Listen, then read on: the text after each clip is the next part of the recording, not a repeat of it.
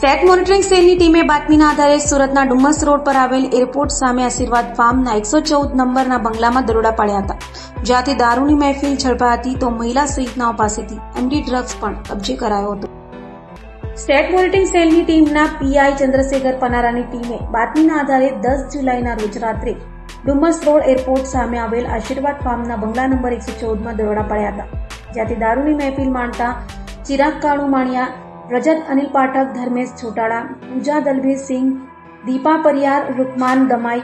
અનુરાધા તીમનાથ વિશ્વાસ અને બ્રુનેલ અનીસા અજય દાસને ઝડપી પાડ્યા હતા. આરોપીઓ પાસેથી દારૂની બોટલો સાથે એમડી ડ્રગ્સ પણ મળી આવ્યું હતું, જેથી 7 આરોપીઓ વિરુદ્ધ સ્ટેટ મોનિટરિંગ સેલની ટીમે ગુનો નોંધી વધુ તપાસ હાથ ધરી હતી.